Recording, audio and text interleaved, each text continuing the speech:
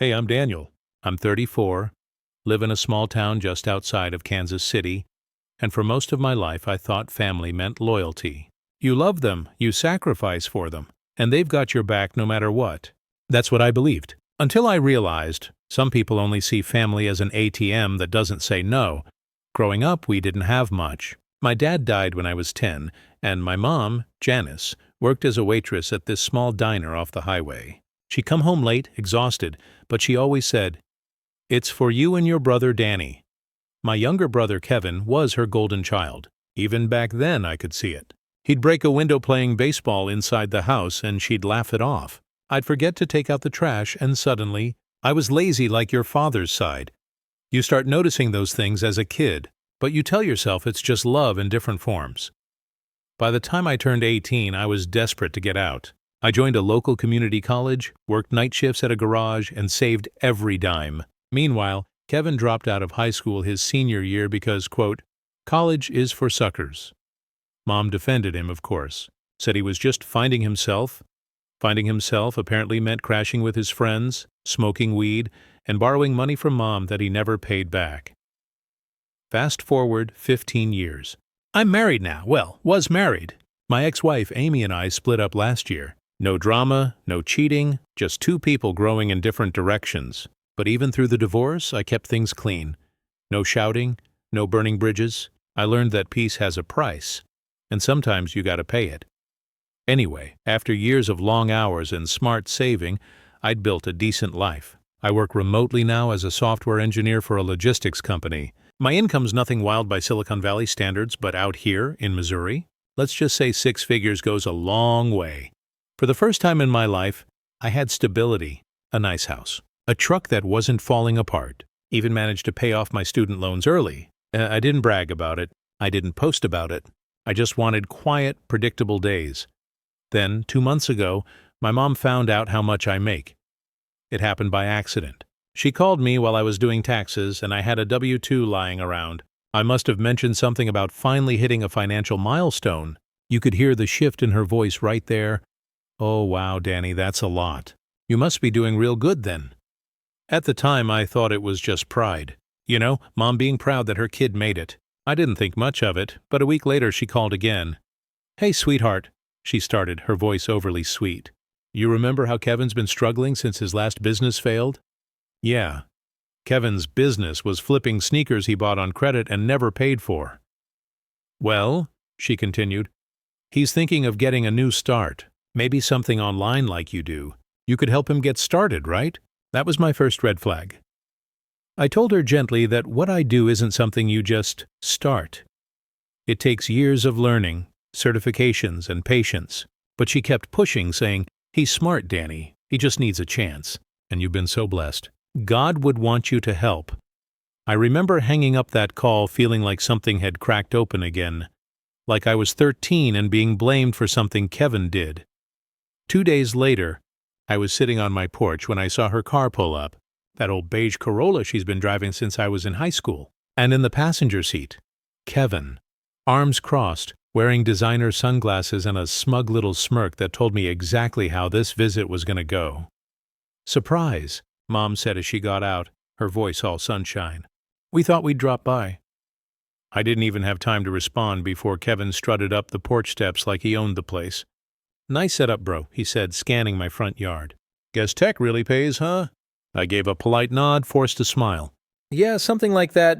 You guys hungry?" We went inside. I made coffee. Kevin didn't even say thank you. He just plopped down on the couch, scrolled through his phone, and complained about his bad luck lately. Mom started looking around like she was touring a mansion. "Oh, Danny," she said softly, "you've done so well for yourself. I'm so proud of you." For a second, I believed her, until she followed with, "Which is why I think it's time you help Kevin get back on his feet." I put my cup down. "Mom, we've talked about this." I know," she interrupted, waving her hand. "But listen, honey, you've got more than enough. Look at this place. You've got a guest room. He could stay here till he finds a job." Kevin chimed in. "Yeah, man. Just a couple months. I'll pitch in when I can." I stared at him. "You still owe Mom money, don't you?" He left. "Yeah, but that's different. Family doesn't keep score." Mom smiled at that like it was some heartwarming moment. I felt something inside me twist. I told them no, calmly, firmly. I said I'd be happy to help Kevin find work, recommend courses, even connect him with people I knew online. But living with me? No chance. Mom's face felt like I'd just insulted her. "Danny, what's happened to you?" she asked quietly. "You used to have such a kind heart," Kevin smirked. Guess money changes people. That line hit me harder than it should have, because in that moment I realized they'd already decided who I was. To them, I wasn't Danny, the kid who helped pay bills at 16. I was just a wallet. They left after that, but not before Mom gave me a guilt trip about turning my back on family. The next week, she called every other day. Each time, the guilt got heavier. She'd remind me of how hard she worked after Dad died, how Kevin was just unlucky, how God blesses us so we can bless others. Then one afternoon, I came home from the grocery store and found her car in my driveway again. Only this time, the trunk was open, and Kevin was unloading bags. His bags. "What the hell is this?" I asked. He grinned. "Mom said you changed your mind." My mom came out from behind him, hands clasped like she was praying. "I just knew you'd do the right thing, sweetheart. Kevin's been through so much." I didn't even let her finish. "Put your stuff back in the car." Kevin laughed like it was a joke. "You serious right now?" "Dead serious." Mom's tone turned sharp. "Daniel James?" "I raised you better than this. You don't turn family away." That was it. The years of swallowing it, the guilt, the favoritism, it all came spilling out. I said, "You raised me to clean up Kevin's messes. You raised me to believe that love means letting people walk all over you. Well, I'm done, Mom. I'm not the backup plan anymore." Her mouth opened, but no words came out. Kevin just scoffed. "Fine, man. You'll regret this when Mom's gone and you're all alone." They left again, tires screeching down the road. I stood there on my porch long after they disappeared, the sun setting behind the fields, feeling this strange mix of guilt and freedom, like I'd finally said something I'd been holding in for decades, but I should have known it wasn't over. Because a week later, my bank called. Someone had tried to open a loan application under my name. The address listed? My mother's. When I got that call from the bank, I froze. The woman on the other end was polite, almost apologetic. She said, "Mr. Myers, we just wanted to confirm your new loan application before we proceed. It was filed yesterday morning, $35,000. My first thought was that it had to be a mistake. I've always guarded my credit like it's sacred. But then she read the address listed on the application, my mom's house. My stomach dropped. "Cancel it," I said immediately. "That's fraud." The woman hesitated. "I'll need you to verify your identity first, sir." Once we cleared it up, I hung up and just sat there on my couch, staring at the floor. My chest felt tight. I wanted to believe there was some misunderstanding. Maybe Kevin used my name by accident. Maybe Mom didn't know. But deep down, I knew exactly who did it. I called her that evening. She picked up on the second ring, cheerful as ever. "Danny, just about to make dinner. You coming by?" I didn't even waste time. "Mom, did you or Kevin try to take out a loan in my name?" There was silence. Then a small, nervous laugh. "What? Of course not, honey." "Why would we do that?" I exhaled slowly. "Because someone did, and they used your address." She stuttered for a second. "Well, Kevin has been using my computer lately. Maybe he—" "Mom." My voice came out harder than I meant it to. "Did you know about it?" Another pause. Then she sighed, her tone shifting to that familiar, manipulative softness. "Danny, you don't understand. Kevin's been desperate. He's behind on rent, his car broke down. He just needed a little help getting back on his feet. He promised me he'd pay it off once he started his new job." I couldn't believe what I was hearing. "So you thought stealing my identity was helping him?" She snapped back, suddenly defensive. "Don't use that word. You make it sound like we're criminals." "You are," I said quietly. There was this dead silence on the line, just breathing, heavy and uneven. Then she said, "I can't believe you're talking to your mother like this, after everything I've done for you." That line again, the emotional dagger she'd always used. But this time, it didn't land. I said, "What you've done for me was raise me to believe I owed you everything. But I don't owe you my credit, my peace, or my trust." Then I hung up. That night I filed a police report. It broke something in me to even write her name in that statement, but I had to. My hands were shaking the entire time. The next morning, I woke up to 30 missed calls and a dozen texts. Mom, Kevin, unknown numbers. I didn't answer any of them. By noon, I had a voicemail from Mom, crying. Danny, they came to ask questions. You didn't have to do that. You could have just talked to us. Please, baby, don't ruin your brother's life. He didn't mean it. Didn't mean it? That's the thing. Kevin never meant anything. Not the lies, not the stealing, not the manipulation. He just did, because someone was always there to clean it up. This time, that someone wasn't me. A few days later, an officer called to confirm details. Kevin had admitted it, said he thought I'd understand. Mom backed him up, saying I'd agreed to help financially. I was furious, not just at them for lying, but at myself for ever thinking they'd change. The officer asked if I wanted to press charges. I hesitated. I told him I needed a day to think. That night, I sat on my back porch again, same spot where I'd confronted them the week before. The crickets were loud, the air thick and warm. I stared at the empty fields behind my house, thinking about my dad, about how different things might have been if he'd been around. He used to tell me, "Son, never let guilt buy you misery." Back then, I didn't understand what he meant, but sitting there, staring into that dark horizon, it hit me like a brick. I called the officer the next morning. "Press the charges," I said. "All of them." When Mom found out, she lost it. She showed up at my house again, pounding on the door like a woman possessed. I opened it, but barely. She stood there with tears streaking her face, clutching her purse like it was the only thing holding her together. "Danny, you can't do this," she said. "He's your brother." I said, "He's a grown man who committed fraud." "And you helped him." She started sobbing. "I just wanted you boys to have each other. Family is all we've got." I leaned against the doorframe. "No, Mom, respect is all we've got." "And you threw it away." She looked at me like she didn't recognize me anymore. Then she whispered, "You're cruel," and walked back to her car. I didn't stop her this time. Weeks went by. Kevin got charged with attempted identity theft. They didn't throw him in jail, but he got probation and fines he couldn't pay. Mom barely spoke to me after that. When she did, it was all venom, about how I destroyed the family. I tried to move on, focused on work, started therapy, but the anger didn't fade. It just changed shape. One night, while scrolling online, I saw Kevin's name pop up on Facebook Marketplace. He was selling vintage electronics. The pictures looked suspiciously familiar. Same model of laptop I'd bought for Mom 2 years ago. That's when I decided revenge wasn't just about punishment. It was about balance. I started documenting everything. Screenshots, texts, photos, voice messages, every lie, every manipulation, every favor they'd asked over the years. I compiled it all into one file, timeline, receipts, everything.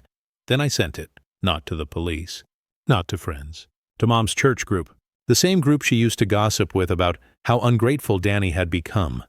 I didn't write a note, didn't add a message, just sent it anonymously from a new email. Within days, she called.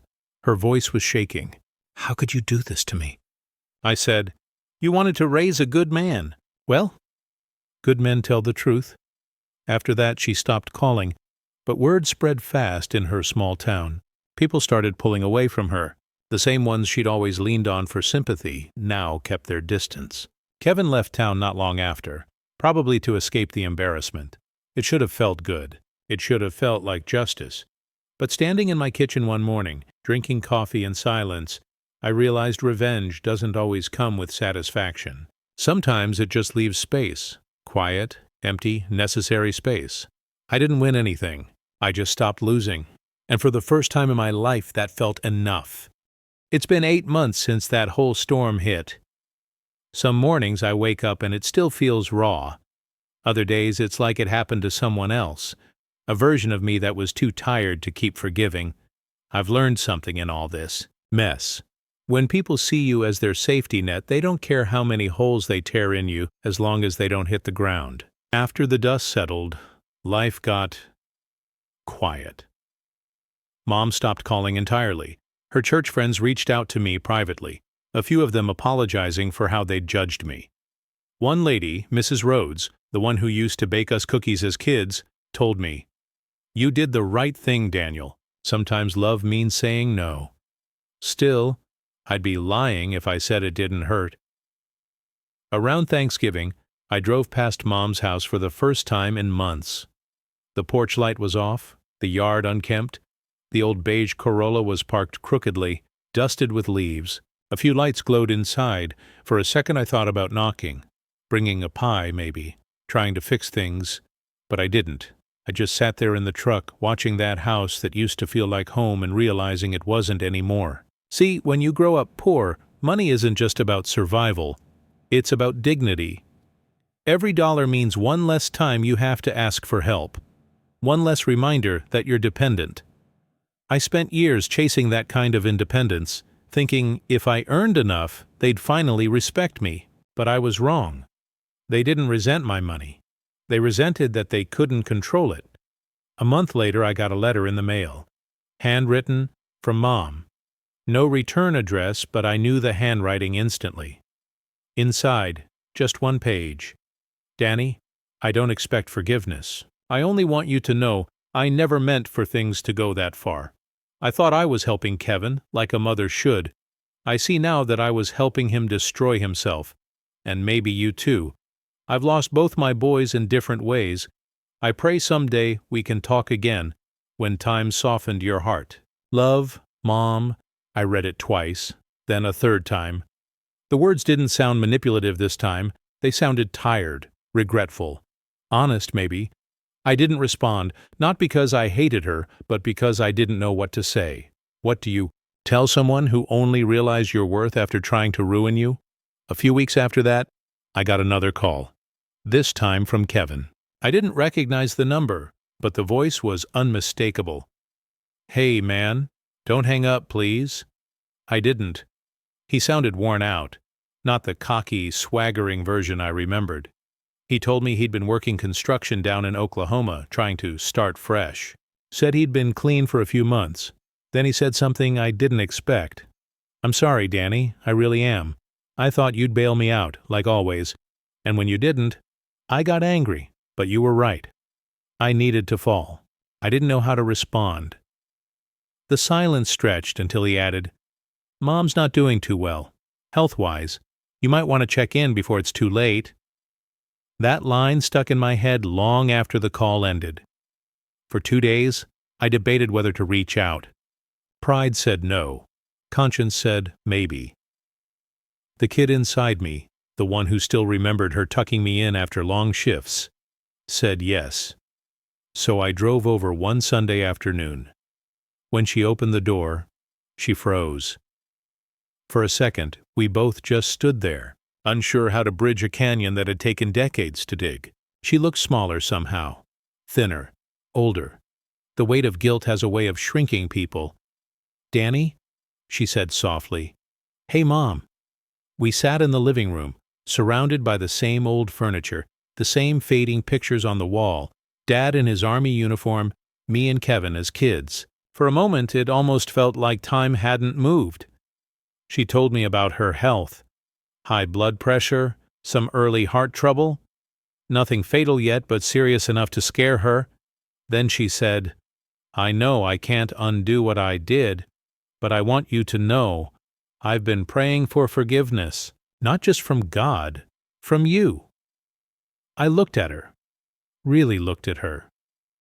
The woman who'd once worked 3 jobs to keep food on the table. The same woman who'd chosen one son over the other and paid for it in ways neither of us expected. I said quietly, I forgive you, Mom, but things can't go back, not the way they were. She nodded. I know. I just didn't want to die with you hating me. We talked for an hour, about small things, about Dad, about Kevin trying to rebuild his life. It wasn't emotional or dramatic. It was awkward, gentle, real.